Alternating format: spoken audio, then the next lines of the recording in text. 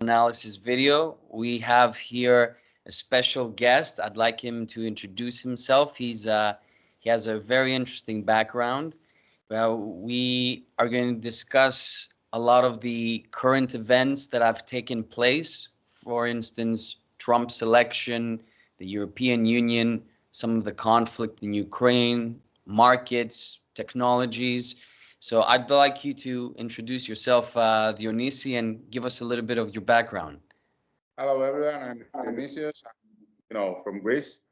What a surprise! And I've up to this day, I'm still in the Hellenic Air Force. I'm a master sergeant for the Hellenic Air Force. Of course, what I've been saying is my own opinions. I do not express the Air Force or anybody else. I'm a family guy and I'm a drone guy. So, these days, more than anything else, I'm a family guy and a drone guy. I've been a seaman before joining the Air Force. I have moved around the world, done various stuff, and I'm alive to tell the tale. So everything worked out fine. Nice. That's a great intro. So I wanted to ask you, given that you're in Greece, I lived several years in Greece as well, but how would you give us, from an aerial plane of view, since you have expertise in the Air Force, give us a little bit your 10,000 feet aerial view of what's going on in Europe. What do you think is the future of Brussels, the European Union, and what are some of the threats that you see right now unfolding? Well, I think there's going to be a major crisis with the EU, because sometimes we tend to say Europe and we have stopped making the distinction between EU and Europe. And I don't think that the EU has yet found its own identity. Now, to give a little bit of context,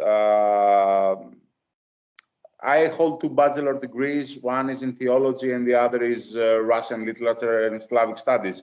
One of the things that we have learned through our, when we studied history, the Soviet Union history, we have found out that the Soviet identity was built during World War II. Before World War II, there was a union, but the identity wasn't there. The identity itself has been forged during World War II, when people from all around the Soviet Union had to fight against the Nazis. I think that what today is lacking is a European identity. Sure, there has been Erasmus, there has been people going back and forth, enjoying all the privileges of Schengen, moving around without borders and all this stuff. But identities are forged during crisis. And so far, I don't see that there really exists a European identity.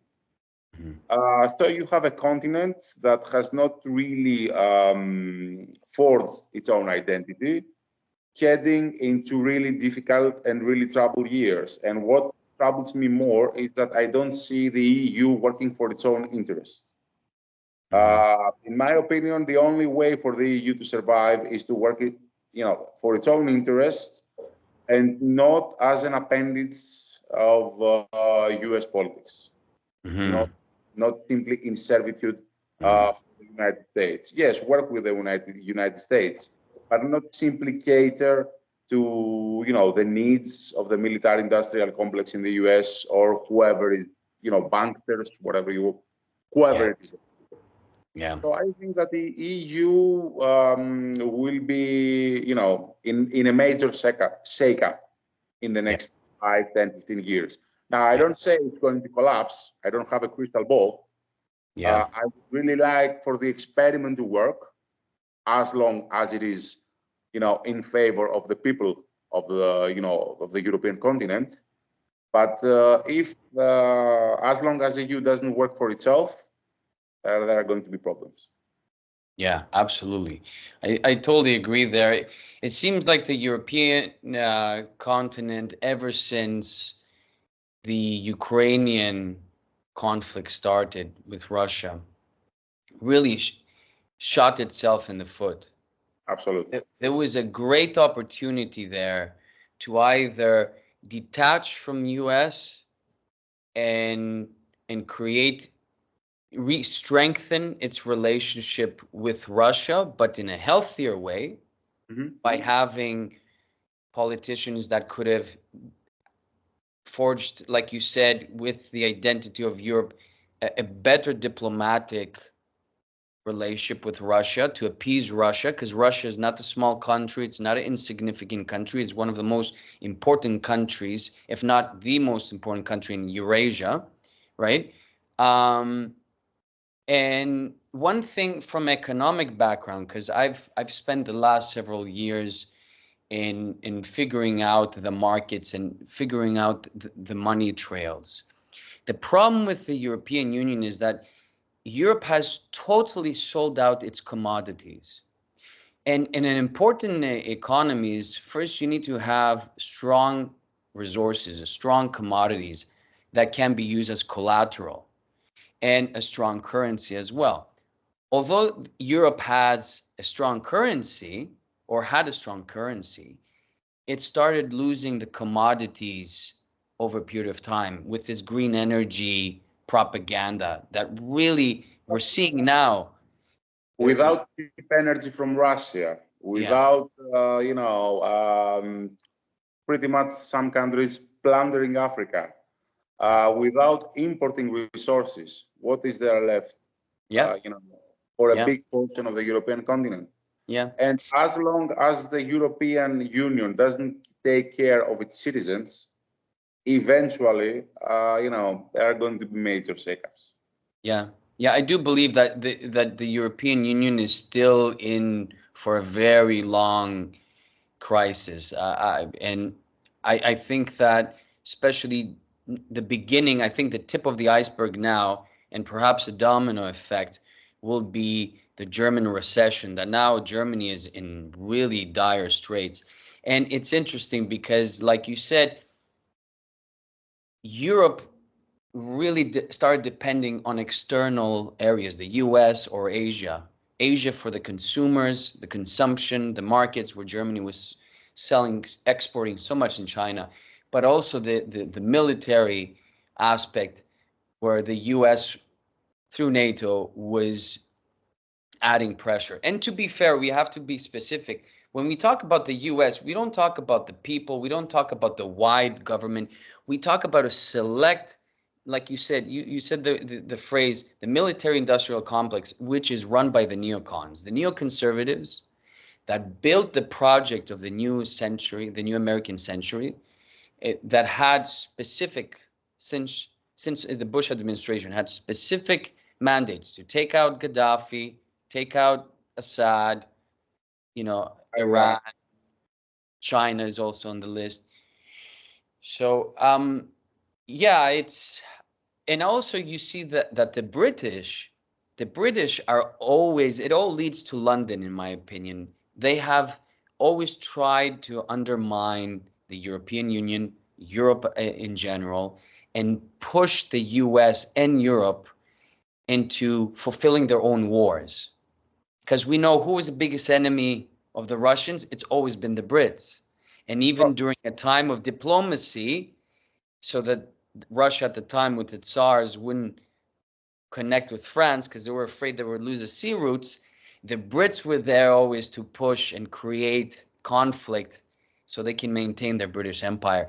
So I think there are two keys here: the neocons and the old colonialist dynasties of Britain that are still pushing to maintain. But I think these are the last gasps of air before things collapse. And I do think The funny thing is that Great Britain, if at some point this thing stops, and I don't know if the conflict in Ukraine will stop, we will discuss about it more about when it comes to Trump and all this stuff. I don't really know if it's going to stop. But if at some point the conflict in Ukraine stops, Russia again will, the Russian Federation, not Russia, the Russian Federation will again try to find a way and make business with West. Right. So what if we come to that? UK, Great Britain will be the easy scapegoat.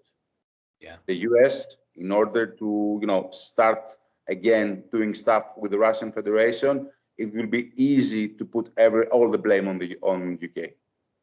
Yeah, yeah. And there's nothing Great Britain will be able to do if we come to that. Yeah. And that's why because we know, for instance, that it was, I forget which diplomat from the US leaked it out, but it was admitted that Boris Johnson, he sabotaged the peace dealings between Russia and Zelensky. The funny thing is that I don't believe that the Russian Federation wanted to start this whole conflict. In my opinion, all they wanted to do was a show of force and drag Ukraine into negotiations. Yeah. And I believe that from the information we have, we're not there. We cannot put our hand on fire. But from what has come out, Ukraine was ready to negotiate, make a deal, and that's it. Yeah. I think that the Russian Federation wanted to do something similar with what they did in 2008 with Georgia. Mm-hmm. Make a show of force, drag them to the negotiation table, find a solution, and business as usual. Mm-hmm. Mm-hmm. So I think this was about to happen, but Boris Johnson went to Kyiv, and the Westerns, they told to the Ukrainians, we will back you up no matter what. Yeah. And now, Ukraine, from 40-something million people population, is left with what? And with what prospects? And how many loans? Yeah. And, there is not going to be, there's going to be a name Ukraine, but what is there going to be after, beside the name? Yeah. Well, the Brits have a financial vested interest in Ukraine not losing, because they've loaned out tremendous amounts of money. And also there've been a lot of investments, because Ukraine has been since the 90s in the eye of NATO. And it's a long time coming. That's why this war didn't really start during COVID. It started a long time ago. But interesting. Okay, I wanna, as a Greek citizen first and foremost, and European, of course, but as a Greek citizen, what is your take on Trump's election, on Trump's victory as president, second term? First of all, yeah. As a Greek citizen, it's not my job to tell to the Americans, to the people of the United States, what they should do, or if what they did was right or wrong. Often I said that, okay, guys, it's your country. The same way I wouldn't like anybody else to tell me what to do with my country. It's not my job to tell you what to do with your country. Personally, I have mixed feelings about Trump. During his first 4 years, there were some things I liked about him, some things I didn't like about how he handled things. Now, to give a little bit of context, if we had to choose between Donald Trump and an angel from heaven, if we had to choose between Donald Trump and a saint, okay, Donald Trump would never be my option. But if we had to choose between Donald Trump and any of the Bushes, any of the Clintons, any of the Obamas, mm-hmm. It's easy choice. Mm-hmm. My mind. Now, there were things, as I said, I didn't like about Donald Trump. Yes, he didn't start any new wars. Mm-hmm. Yes, in my opinion, and with my limited knowledge and understanding of the United States, because I'm not living in the United States, he was good. His administration was good for most of the people. But one instance for me that was really bad was the situation with Soleimani. Now, mm-hmm. regardless of what anybody thinks about Iran, regardless of what anybody thinks about Soleimani, to give a little bit of context, let's say that France and Germany, they're enemies. Mm-hmm. Let's say that the number 2 in politics of Germany during a civilian visit to Austria, wearing civilian clothes, and he's going on a visit in an airport in Austria, and the French drone is attacking him and killing him. Yeah. This could be reason for international court. This could be reason for whatever. So there are some things that I believe that it was a totally wrong way to do it. I don't know the pressure. I understand that there are more than one centers of power in the United States, and sometimes you have to give something to appease somebody. But still, this would, in my eyes, lower, whatever the ethical, part of the man. And I don't mean about vices that we all might have. He likes women. Okay, he's a man. It's a vice. It's an understandable human vice. Yeah, it's interesting because. Sorry, go ahead. Yeah, he's a businessman. He likes money. There are some things that are understandable if you would put yourself in his shoes. Somebody with all the money, somebody with all the power. Some things are not to be appraised, but are understandable. But acts like this one with Soleimani, in my eyes, as I told you, if it wasn't USA and Iran killing an official of Iran, if it was another country killing another country's official in a civilian, that's... Yeah, and I think these tactics of shock are a provocation in order to draw Iran into a greater war. See, this is the thing. Since Eisenhower, it has become known that the tactics of the neocons and the tactics of the Brits from the color revolutions that they would start in India and other places of the world, it was always about provoking in order to draw these powers. And the thing is that especially these countries, because they have strong ideologies that are very sentimental, because there's also a little bit of a historical arrogance, right? Like, for instance, the Persians have a tremendous history to brag about and to be prideful. So these are psychological, tricks in order to draw countries into. And that's why we see Russia, that has been provoked so many times, they haven't been taking the bait. And I do think that they want Putin to start with the nuclear weapons, because they know that then it's unforgivable. Then he's the Hitler. He's the next Hitler. There's not going to be a word left to forgive anybody. Yeah. So this is and this is something that we have to be aware of, is that the tremendous pressures and provocations that some of these wars are started on have been repeated in history. But now when we talk about nuclear wars,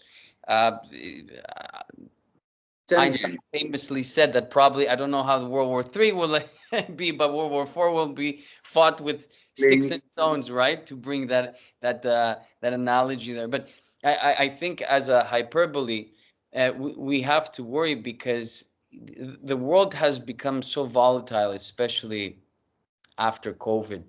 And again, I want to talk a little bit about Trump. There's this,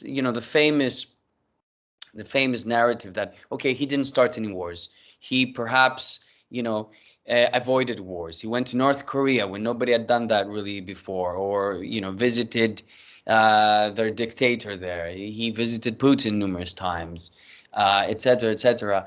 Sure. These are facts.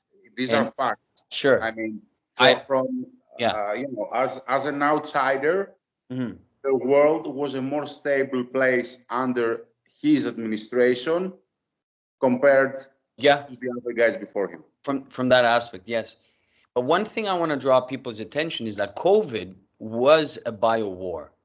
And we see this now with the information coming out, that there was the there were, for instance, I'm forgetting the campaign, but during the Trump administration, there was a secret drill of the government preparing for perhaps bio warfare scenario with either China or another country.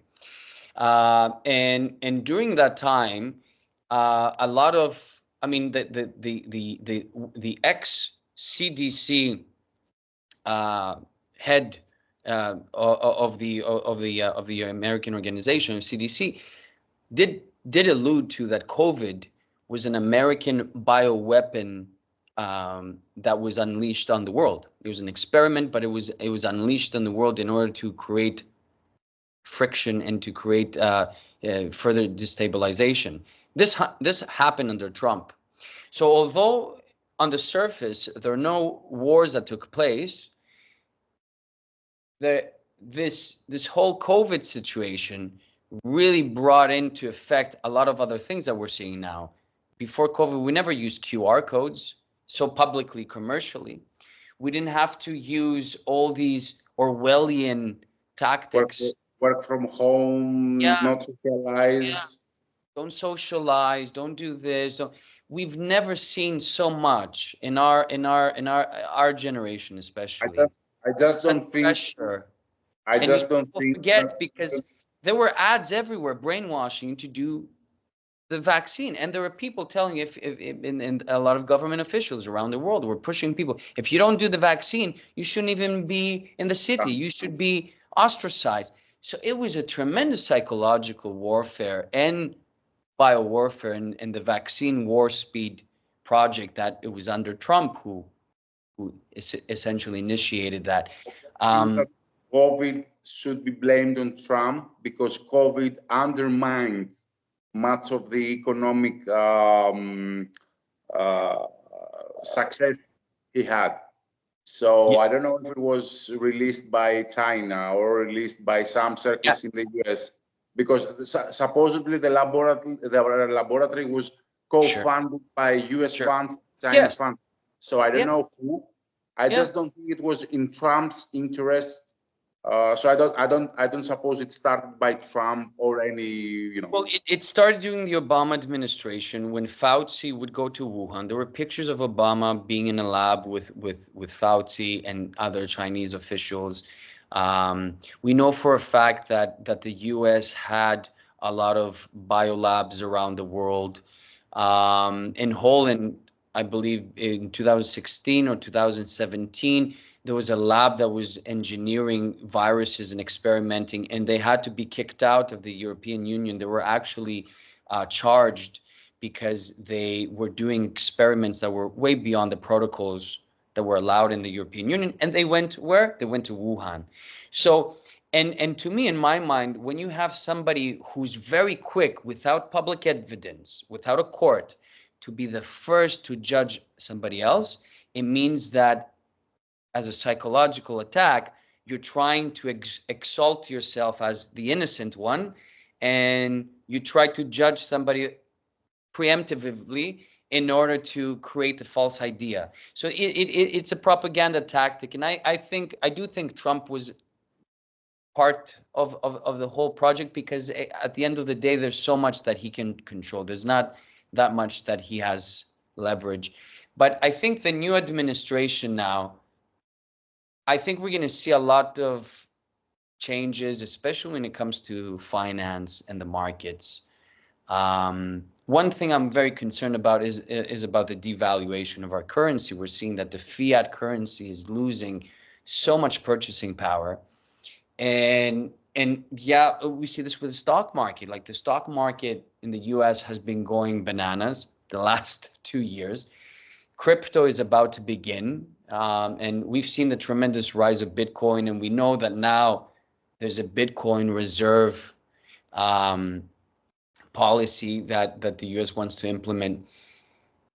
But it kind of makes me wonder, why is there so much interest on Bitcoin? Perhaps we're going to see that as a on-ramp into creating a digital, imprisonment, where CBDCs and all these digital coins, because looking at a lot of this crypto, During COVID, we started seeing more and more, you have to do ID verification with your face, the ID.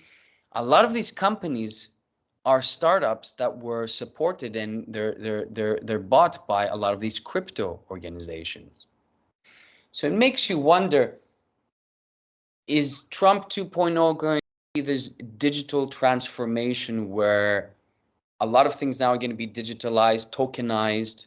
For instance, BlackRock CEO Larry Fink several months ago was talking about the tokenization of information. So essentially, your private health information will be wrapped around a token that will be somewhat, with other people, traded in the financial markets. Right? Well, one of the countries that has been for years been in the forefront of digitalize everything, let's kill cash and all this was Sweden. Yeah. Now, a couple of weeks ago, Swedish government issued a notification to its citizens that, okay, keep some cash and some precious metals in your house in case of war, this. Yeah. So although this is the direction we are going, war on cash, cashless society, everything, in a mobile or whatever, equipment, I don't think we're there yet, because not only the infrastructure is not there yet, the population is not there yet. Mm-hmm. Because in order for you to only have crypto or e-money or whatever they want to call it, and to abolish cash and tangible way of transaction, you need to have some stability, you need to have some equipment, you need to have some infrastructure, and you need to have trained people, and I don't think we are there yet, or for the next who knows how many years. It's not far. That's the direction we're going. I think what could speed up the process is a false flag attack, or some type of attack, something that would have to force people. Much like with COVID, there were many people who I knew that were very skeptical and they were doubting the narrative. But they were forced to take the vaccine. They were forced to wear the mask. They were forced to isolate. They were forced to, because of the fear that existed in all mass medias. One thing that is very positive, that I see positive, is RFK, the endorsement and the collaboration. Hopefully, RFK, Junior, he's been against the lobbying of pharmaceutical companies, because most of the media's money, the sponsors, are pharmaceutical companies, like a tremendous amount. That's why most ads have to do with either medicine, vaccines, or anything else around health. So yeah, in terms, as a Greek expat, as being Canadian, from a Canadian perspective, I do want a strong U.S. My personal opinion is that I'm much more pro-U.S. than pro-Brussels, pro-England. So I do hope that we will see a little bit of a stronger U.S. policy when it comes to perhaps bringing back jobs, avoiding this whole globalization phenomena that has destroyed companies, the fabric of society. Yes, we've gained in some nice cultural aspects. We've gained in the business aspect of having a lot of convenience with some of the products and services there. But we see that countries have lost so much power, that globalization has caused a lot of problems, that a lot of them are irreparable now. And we see this now. It's in the early 90s, it was seen like a beautiful phenomenon. Like during the Clinton administration, it was pushed so hard that we have to open trade around the world. But we see now that China has become the mass exporter and producer. All the countries in the East now are becoming strongholds of production, and the West has just become the consumer. And the West is now reliant on the East. So that means that once the East collapses, and if the East ever collapses, the West will have to pick up the pieces and suffer. And that's one thing of globalization that I think is extremely negative. But again, but as a Greek citizen, as a European citizen, I do think that Trump will pull out from being the U.S. back of EU, and I think that we will see the focus shift more east towards Israel, towards China. The problem that I have is that I know that the Chinese still have a lot of U.S. treasuries. They hold a significant portion of the U.S. debt market, and the U.S. has to pay up in 2025 at some point around the summer, has to pay out interest to those bonds that China has. I don't believe that the U.S. will do that. Yeah. And I do think that that will create further, that will be the next epicenter of war between China and the U.S. And we might see some escalation in that area. Well, you know something, I understand that in order to make America great again, there has to be protectionism. There has to be, you know, limitations.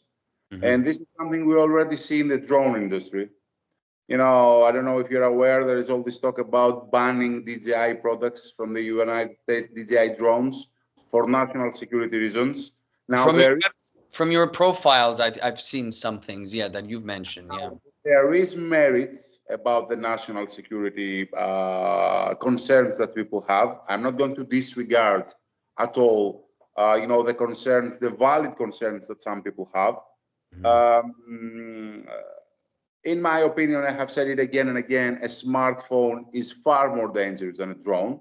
There are far more many ways to use offensively against somebody your smartphone, and there are far more ways that your smartphone will be used against you rather than a drone. But the drone has become fancy because of Ukraine and all this FPV suicide drone. Yeah. But besides that, there is always supposed to ban DJI drones from the United States. Now, in my opinion, this is nothing but protectionism.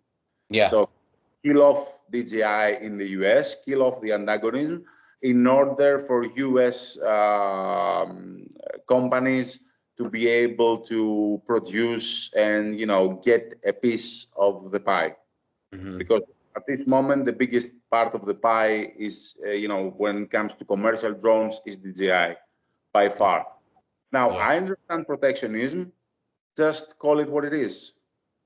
You know, I wouldn't mind if Greece was doing some protectionism, although because of the EU we cannot. But I understand protectionism. I understand that you have to put your countries and your people's interests first. My idea would be Athens and Greece in interest first. So I would completely understand if the United States would enforce protectionism when it comes to drones, when it comes to other pieces of equipment, to create jobs in the United States, to, you know, hone their own stuff. But just call it what it is. Call it protectionism. We do it because our priority is to cultivate our own drones. Yeah. You don't need a narrative. Yeah. That's interesting. So we've noticed that in the Ukrainian war, the drone participation has been paramount for both armies. And of course, it's been a melting pot of different technologies, either coming from Iran, China, North Korea. We heard a lot of different countries. What have you noticed from the Ukrainian-Russian war? What has surprised you, or what note-taking have you made as a drone expert, and especially being participating in one of the strongest air forces of the world? Well, you know something, first of all, I don't like the label expert because, you know, at this moment, the technology and all this drone culture evolves so fast that 1 week from now, an expert is already left behind. But, you know, some people have realized things about drones back in 2011, 2012, 2013, when DJI started to actually make drones accessible to people. Yeah. DJI, like it or not, they have made a revolution. If you ask any hobbyists back in 15 years, 20 years ago that had those remotely operated helicopters, it was a nightmare to keep it in the air, and it really needed skill. Now, AI made a revolution by allowing you to pick up a drone and with a very low learning curve and with much less money than you would need for those hobbies back in the day, to actually work with a drone, not just be a hobbyist, to actually make your living. And drones will be everywhere. Now, some people realized some things in 2013, 2014. I happen to realize some things in 2019, 2020. Now the world saw, because of Ukraine, the capabilities of drones. And, every week, the technology advances. Drones, countermeasures, measures, countermeasures, measures, countermeasures. Now, what's very interesting, in my opinion, is that we don't have to invent the wheel. We don't have to reinvent the wheel. Now, sadly, but the truth is that the Ukrainian conflict or NATO-Russian conflict, whatever one wants to call it, is a university.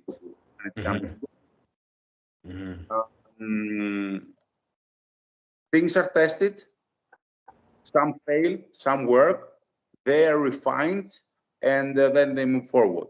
What has been of very interest to me, because I understand the Russian language to some extent because of my studies, both the Ukrainians and the Russians, they have Telegram channels, Telegram communities that they put up what they do. Videos, PDF manuals, explanations. It's all up there. You don't have to invent the wheel. If it works, you can copy it and use it.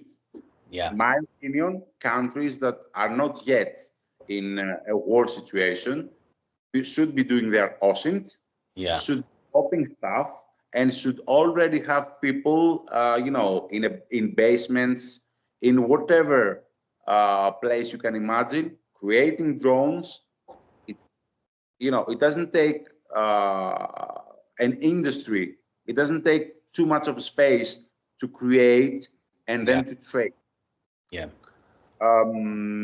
Besides that, especially, as I told you, I understand the Russian language. I understand a little bit of Ukrainian, but more the Russian language. So in Russia, this whole drone didn't start because of the ministry, didn't start because of the armed forces. Started with volunteers all across the country that would take money from donations. They would make stuff in their basement. They would train in their backyard, and then they would send volunteers and they would send drones in the front. That's crazy. That's crazy. And then the ministry came and start, taking ideas, incorporating, doing stuff. I understand that pretty much this must be the way that also the Ukrainians worked. But as I told you, my understanding of the Ukrainian language is not that, similar to the Russian. So this, to me, was an eye-opener, because any country, regardless of its economic situation, it doesn't need to go and buy all this expensive equipment. It can cultivate a culture of making cheap drones with which you can saturate the airs, take down air defenses, because you can put too many of them and too cheap of them. And one of the problems that the US has in this department, the US industry is still working the way it used to do. Make something, of good quality, expensive, maximize the profit, try to take the contract, try to do after-sales service, try to do expensive training. They still operate the way they would try to sell F-35s. On the other hand, the Russians right now, they're making drones out of cheap wood and felizol and plastic and inexpensive materials with some electronics and some explosives.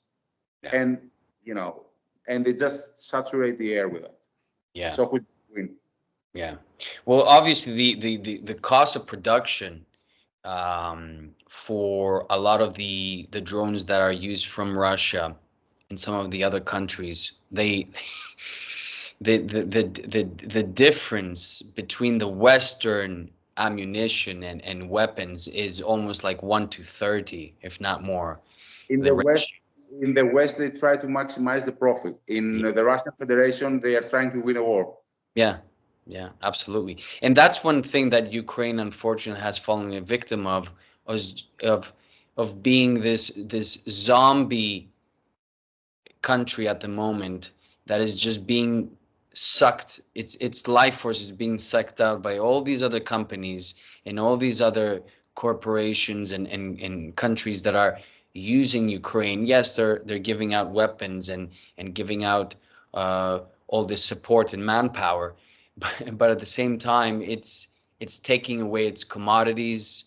The It's support is all investing loan. in The future. support, Yeah. yeah, the support is all loans. The US support is loans that don't actually go to Ukraine, but most of it is going to American companies to produce weapons. Yeah. And my question is, what is Trump going to do about that? Is Trump going to say, let's write off the loans? US is going to lose money? I don't see that happening.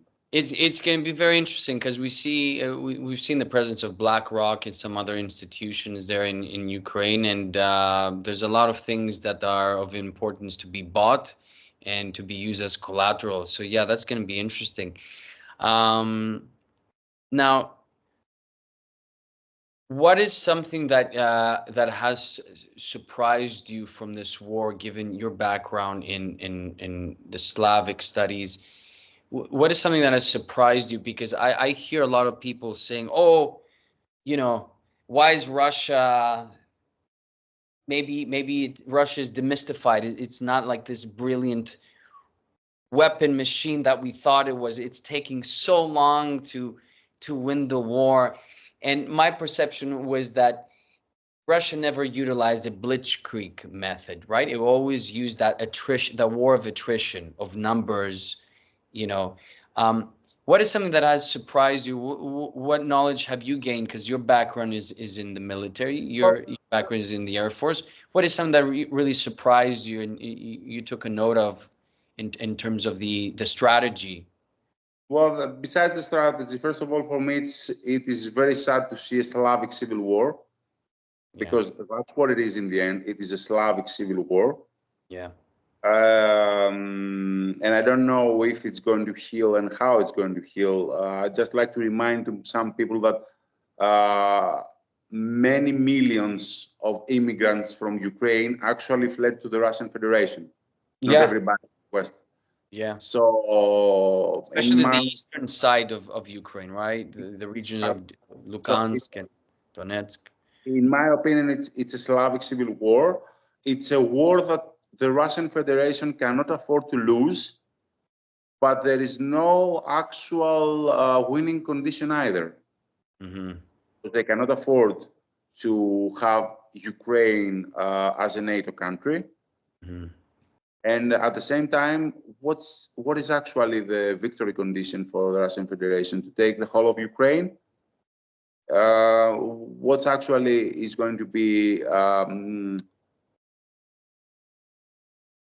enough for the Russian Federation when tomorrow they can have one more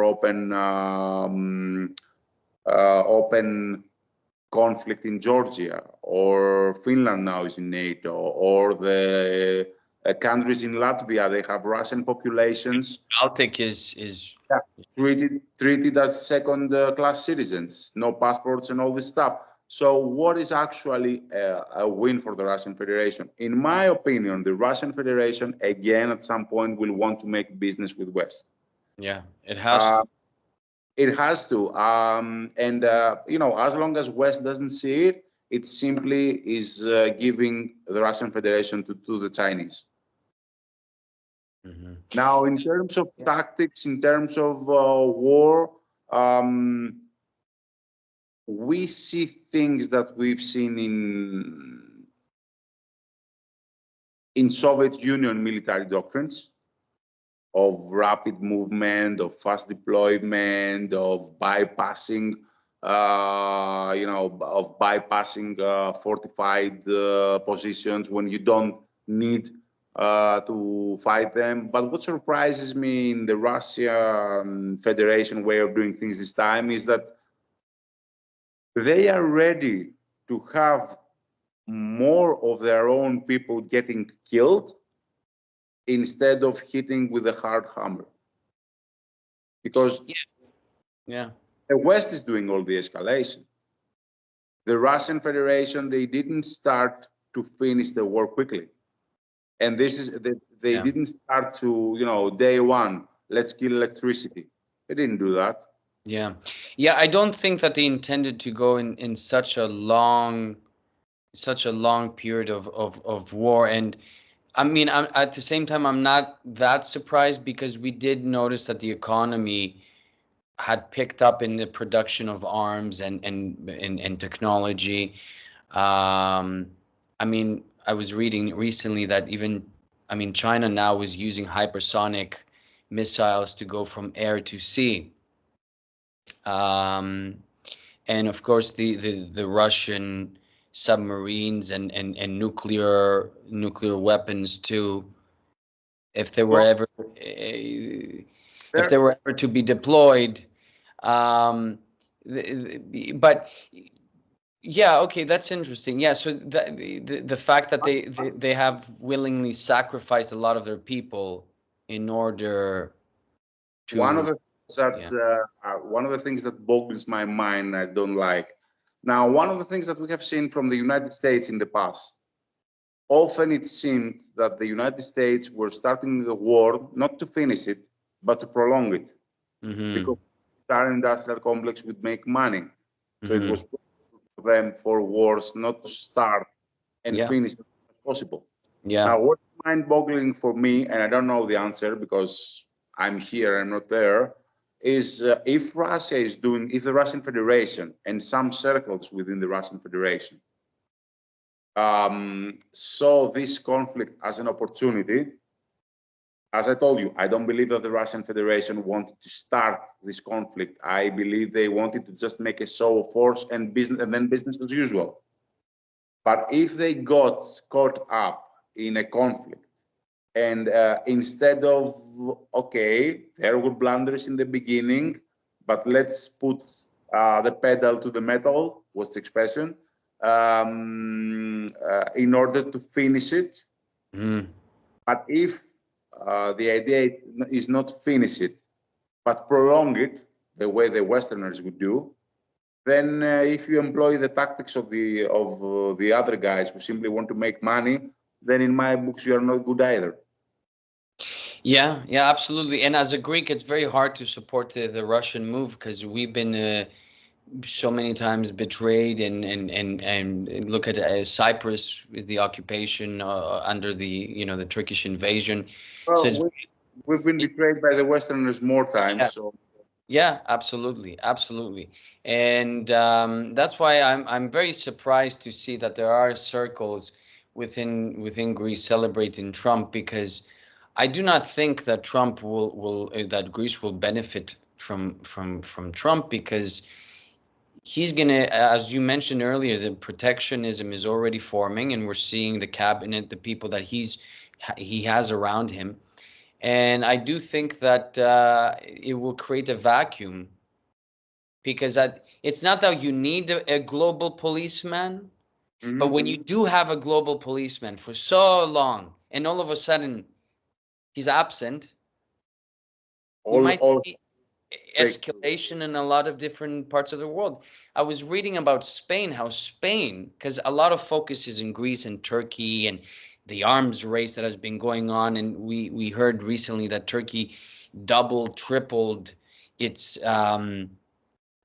production and its investment into arms.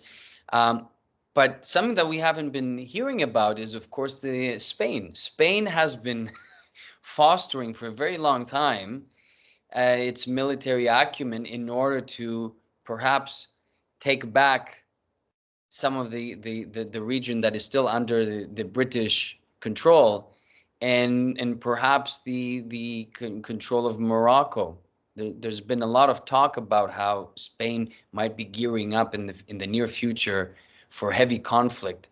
So yeah, I think at the end of the day, we have to be careful because there are people out there and there are circles of elite who have tremendous benefit to see this war escalate into World War III. And again, you have financial centers in the world that when there's war and they loan, and this is one thing also that the Fed, the Federal Reserve of the United States, has a benefit of wars escalating and being continued. And one thing that can mask also the bad economic wave that is going to hit us at some point is that war is inflationary. And if we do enter into a super cycle where commodities explode, much like in the 70s, it's going to be very interesting to see what happens after that. Because in order for the next chapter to come about, you always need a crisis. You always need this catastrophic event that puts people into this phase of just surrendering and accepting whatever is the solution. And I do think that there's a lot of the overall agenda of a World War III benefits a lot of these elite circles that want to accentuate their power and to create perhaps this whole global government that we see that is often discussed in New World Order under the 1984 playbook and Aldous Huxley. The thing is, to make some historical references here, the thing is that if people believe that a World War III can start and be contained, they're stupid. Back in World War I and World War II, there were people believing that World War I would be a few weeks and World War II would be a few weeks. They actually believed that. And there were people who didn't believe it would happen. So if anybody thinks that World War III now with nuclear weapons will start and will be contained on off, sorry, they're stupid. It's obvious that, if we are talking about World War III and everybody goes out blazing guns and pushing buttons, it was nice knowing you. Bye. Yeah. So I don't know. Many people have power, but they have no wisdom, no understanding. Well, we see lots of Eastern European countries and Northern European countries are telling their people, prepare for at least to conserve some water, food, cash. I mean, the talk of iodine pills is so funny because the iodine cannot do anything for you. You need to have hundreds and hundreds of pills, right, in order to, and that would pierce your stomach. You'd get like, what you mentioned before, that some people in Greece celebrate because of Trump and all this. Well, first of all, one could hope that maybe Trump, being better than the other guys, might have a more stable world. But as a Greek, I know that regardless if it is Biden or Trump or Bush or Clinton, Turkey was, is, and always will be, NATO's and the US policies first interest, and then Greece. So regardless of who is in the White House, always they will want to keep Turkey appeased. Absolutely. And if that means sacrificing us, I don't think any of the presidents in the White House will have any second thoughts. Now, again, as I said, do anything without superpower approval, and we've seen that even under Ataturk with the Russian support at the time, the Bolshevik support at the time, with Cyprus with Kissinger, who forced Greece and Cyprus essentially to acknowledge Turkey as a power in the region, as a security. So ironic, but yeah, no, that's absolutely true. And I think a war is inevitable at some point with Turkey, and history doesn't repeat, but it rhymes, like Mark Twain said. Turkey never Turkey never did anything without the approval of the US. Yeah. So when the day comes that, you know, if, let's say, as I said before, all opinions are mine, I don't express, you know, the Hellenic Air Force or any state, blah, blah, blah, all these disclaimers. Yeah. When the day comes and we engage in a war with Turkey, unless their economic interests buy everything here in Greece, because there is also this process going on. Yeah. If we get there, it will not happen unless they have the green light by the US. Yeah, absolutely. Absolutely. That's one thing that history undisputedly has proven about Turkey, and it's and even during the Ottoman period. Okay, we're closing into an hour. Is there something you want to mention? Something that you want to, before we wrap up, something, a topic that perhaps we didn't touch? Because I know this is our first podcast, but it seems like there are a lot of topics we can get into. Is there something you want to touch on, or you want to ask me from being over across the pond here in Canada? What I'd like to mention is people should look at the Yalta Agreement when Right. Churchill, Stalin, and Roosevelt, you know, divided the world. Now, I never hear anybody criticizing Roosevelt, Stalin, and Churchill about dividing the world and their spheres of interest. Yeah. I only hear, you know, I hear it being taught in schools. Nobody ever criticizes it. So if we never criticize that, and we believe that this was an acceptable solution, maybe go to diplomacy, have again, you know, the superpowers do some diplomacy instead of rocket firing, and, you know, let's raise our children. Otherwise, if it goes the way it goes, it was nice meeting you, nice knowing you, let the cockroaches continue the world. Yeah. Now, I understand. And one question: I understand that you are more knowledgeable than me when it comes to economic stuff, crypto, and all this stuff. What are you buying these days? That's a good question. Well, one thing I've been focusing on is, unfortunately, you have to look at state supported coins. So what do I mean is that coins that have the interest of the WEF, the World Economic Forum, the US, that ideologically I may oppose, but some of the cryptos that I've been eyeing for at least a year is XRP, Okay. XLM. I do think that XLM and XRP, they've already had a tremendous start, but I think they have a long way to go. Because XRP is the World Economic Forum's favorite coin, Ripple. It is a company that has been supported by the Klaus Schwabs of the world, and it is also something that, during the during the Biden administration, Gensler was against them, and for foolish reasons. I think that cryptos that you see that have embraced the election of Trump, I think those are going to do very well. So Cardano, I think is also something that I think is going to do very well. I think well, now we've seen a lot of the meme coins. I don't dabble into the meme coins that much, but yeah, I've invested a little bit in XRP. I think Jasmy is an interesting coin. It's more centered in Japan, but it's called like the Japanese Bitcoin because it has a lot of decentralized ideas about safe data accessing on the blockchain. But I do think Bitcoin, I think if you're holding Bitcoin, I think Bitcoin is going to prove itself to be one of the most important collaterals in the world in this How in the about future. is there still in the world, you know, will they keep going up, retain their value? How do you see precious metals? Oh, precious metals, interesting.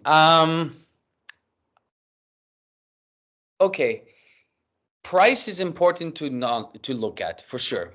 Price tells everything, but Um, aside from price, if we look at the market cap of gold, the market cap of gold is anywhere right now. I know it's listed around 17 trillion, but it's probably higher. There's a lot of gold that is not listed publicly, like China, for sure, that hasn't disclosed all of its gold. There are a lot of countries that hold a lot of gold and is not listed. But I do think that if you take one standard deviation of that market cap, which is in the trillions of trillions, and you take a small percent and put it to Bitcoin and crypto, like aside from like the entire market cap of Bitcoin is less than 2 trillion.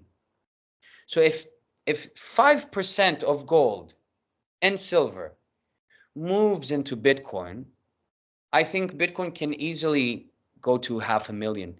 And right now, we may not see this in this cycle, but I do think that right now what's different is that you have a lot of institutions buying Bitcoin because Bitcoin is labeled as digital gold, if not better than gold in that aspect. I do think that gold has more room to go. I think this is just a pullback. I think we might go down for a little bit. But I think we should be looking at the US dollar now, the DXY chart. The dollar right now is really high, and it might go a little bit higher. But once the dollar starts collapsing, and I don't think Trump wants a very strong dollar. I think he wants to devalue the currency, he wants to print more money. He was calling for negative interest rates like the ECB did in Europe. I think once the dollar starts tumbling down, and it's a matter of time because it's been too high up, I think that's when you're going to see gold explode up to 3,000, 3,500, if not 4,000. But I do think that at some point, precious metals, of course, are going to have a tremendous importance, especially in this world of volatility. But what happens to gold and silver when the financial markets are fully digitized? Because everybody tells me, well, isn't it already digitized? No, it's electronic, but the difference with digital is that you're going to have to be forced to have something like this in order to pay and in order to access your e-wallet, like you mentioned. But yeah, I hold some silver, some gold. I don't hold paper derivatives. I think everybody should have some silver coins, some gold coins. One question specifically about silver. Now, for years, I've been listening to experts and people saying that at some point, silver is yet too cheap, and it should be more expensive than it is. Yeah. Silver is not only a precious metal; it's used in electronics. It's used in it. Why is it still not seeing the price raise people would expecting years ago? Yeah, good question. Well, silver is one of the most underappreciated in value commodities of the world. Absolutely. Silver is in everything. It's something that has been utilized since time immemorial. I do think that because again, silver is so important, I think that the problem is that I think when countries buy commodities, they don't want the price to go up either because until there's a specific reason for them to sell. I think that the problem with precious metals is that everybody's buying them, but there's also huge suppression in price because, again, the distribution of it has become a little bit Regulated harder in some ways because all of a sudden you're seeing the COMEX, a lot of the amounts of precious metals going to the east, but there's also not fair disclosure of the miners. The mining industry has gone through a lot of changes, and also the price of production has increased. And also you have political instability in some countries that has created a lot of difficulties in mining. But I do think that sometimes price doesn't always reflect the value, right? So I think the price of silver is due for a tremendous change to the upside. I think it's a matter of time when it will happen. I think once we start seeing the money supply increase, the global money supply increase, I think that's when you're going to see a huge flight into silver and into gold as well. Um, But yeah, we're in an interesting period right now where you hear the BRICS talk about a potential currency, a basket of goods. Some say gold, some say it could be oil, gold, silver. But I think at the end of the day, they don't want to do it. I think at the end of the day, they don't want the death of the American dollar. They hate that the US has done the things they have done, like for instance, freezing the assets of Russia. That was terrible. Should never do that. You know, the tariffs, yeah, the tariffs and all the other commercial constraints of trade. But I think that the problem is that if the dollar dies, the world dies financially. Why? Because the whole world has been denominated in US dollars. So let's say that you own $500,000 and you're in debt in that. What other currency will you replace that debt? You can't. You have to repay it in US dollars. And the value of all of their currencies is evaporating much, much faster than the US dollar, that at the end of the day, it doesn't make any sense. And even if we go into a commodity-based economy, like the Austrians talk That's about. what it has been said by President of the Russian Federation, Vladimir Putin, at some point, I think a few years ago, that we will be moving to a new economy that's going to be based on who has what, Yeah, not exactly. services and brokering and all this stuff. Yeah, yeah. The debt, the ever since when the gold reserve, which was used as collateral during Nixon, when that changed, when the Bretton Woods came into effect, yeah, the world economy became warped. There's no price discovery anymore. Mm-hmm. So that's the thing. When you don't have collateral, when you don't have valuable commodities to represent, to back your currency, and you have things that can be easily manipulated, it's really hard to price this. How do I price this? How do I price products and services? And that's why we're seeing now that because of the debt that has skyrocketed in the money supply, because that's the focus. It's not the interest rates, it's the money supply. If the money supply goes up, if there's more air in the balloon will inflate, right? It's physics. So I think that if we would go back to commodity financial, a commodity backing, I do think that you would see massive deflation. And with massive deflation, you and I benefit because we have the opportunity to buy things much, much cheaper if we're holding cash or commodities. But the problem is, I think a lot of governments in the West in particular are very opposed to deflation. And I think that the West especially would have a very hard time in a commodity-backed economy. And I think that is what perhaps is an idea that the Bitcoin reserve as a digital gold commodity might be the West's counter argument or counter move, because I do think that the East is they're very egalitarian when it comes to crypto. They love crypto.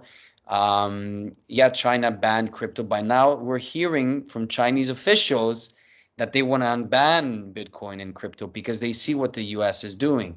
So I would like to live or experience a world where we have price discovery again, where we have commodities that are valued and that the production is split around the world, not just in one part of the country. And at the end of the day, technology is deflationary, right?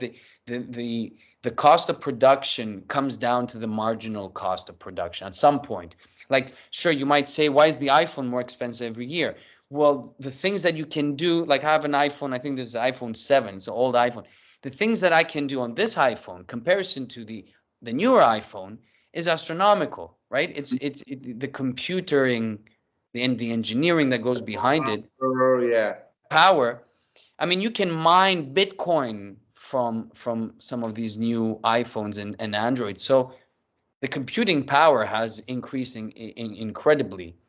But let's see. Yeah, interesting. What are your thoughts with the BRICS? Do you find that this is a potential, or because I don't think it is. I think it's a little bit of hot air just to antagonize the U.S., just to show some solidarity against the U.S. But what are your thoughts? Well, the problem is that for me personally, it's not, if we say that the USA had the monopoly, they were the super world power for a few decades. Yeah. For me, it's not, and they were the police or the super guy or the world dominator, whatever one wants to call it. It's not about replacing one big guy with another big guy. Mm-hmm. For me personally, I'm from a small country with rich history and civilization, but a small country with a few capabilities, let's say. For me, I would prefer a world with many big guys that compete against each other, and I can knock anybody's door, and I'm not granted for anybody. Yeah, multipolar world. Yeah, But absolutely. not necessarily multipolar world in the way that what the US was doing to the world, now the other guys are going to also do to the world and just split the world. I Mm-hmm. would really like to see, not just a group of superpowers, but a variety of superpowers Yeah, that will try different things, yeah. that will be, let's try this, let's try that. This superpower will have their economy based, on this. The other superpower will have more variety in this field. I Mm-hmm. don't want to just see USA 1, USA version 2, Yeah. USA version 3. Sorry, I'm not interested in Absolutely. that. Yeah, and that's the concern that people have, is that around the world is okay, let's say the US goes down and the US dollar. One of my favorite economists, one of my favorite hedge fund, he used to be a hedge fund manager. Um, he always says he refers to the Chinese currency as red cabbage. Mhm. And he says, okay, the US dollar dies. What comes next? Red cabbage? The ruble, like the pound, like the euro. Like, certainly, we have to think of this in a way where you don't have one or two powers playing back and forth, but in a plain field where there's plurality, true plurality, and more democratization. And I think that now with technology, there is a stronger voice of that. And that's why we see Bitcoin and crypto have gained so much momentum, is because truly a lot of people have been starting to believe that by decentralizing the financial system, by decentralizing payments, by decentralizing all these assets, and breaking down that barrier of Wall Street, might give the people a better chance to compete. Um, because yeah, we question a lot the U.S. hegemony. We question what they've done with the dollar and the confiscation of other countries' assets, et cetera, et cetera. But look at China. Look at Mhm. China. China has 30x their GDP, and their currency has not. It's tremendous how they've accomplished that. They've been copying the US so much. But imagine if I'm a Chinese citizen, I'm saying, what the fuck? Because you go out with your Chinese yuan, you don't go far. And you're thinking, we are the producers of the world. How is that possible? And they've really managed to copy well China, because I think they were afraid of what happened with I think it was Singapore or Thailand.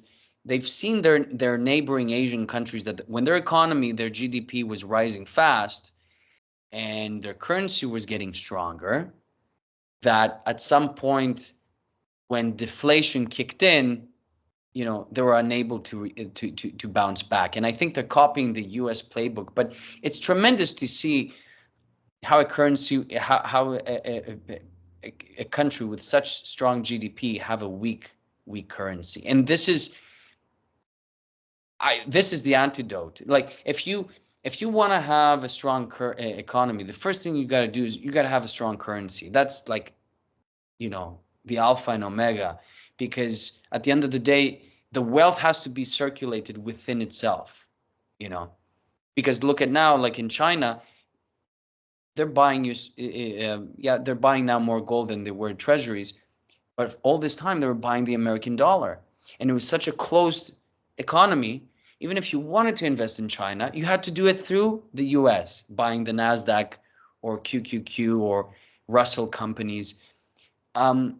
So I think one is not perfect, but also the other is the other extreme. So I do think that if we could find a sort of middle ground where, yes, we look at the debt, we're careful of the debt, and we cut down the budget, because we talk about the US, but the European budget is ridiculous.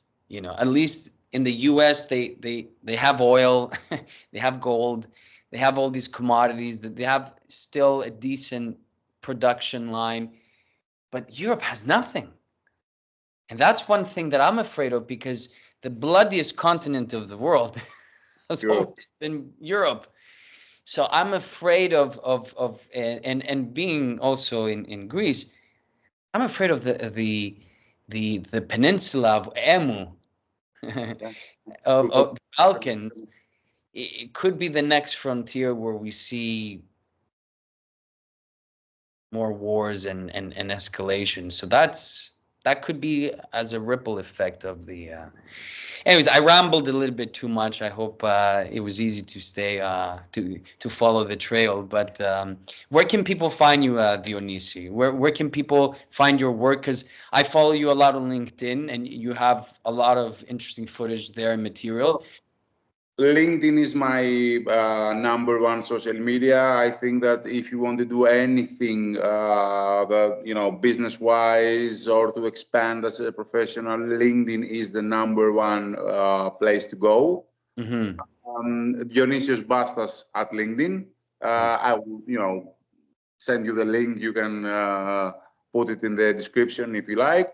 And also YouTube, Dionysios Bastas, where I have my the Drone Pioneers podcast, where it's about the drone industry and more importantly about the people within the drone industry and their stories, their views, their ideas about what changes drones will bring to our societies and the world in general. Awesome. There you have it. Any last words, and what do you hope to see in 2025? Well, I hope we will do this again, because I think we can say stuff that will be beneficial to people or thought-provoking. I understand that not everybody will agree with us. What I expect from 2025, something.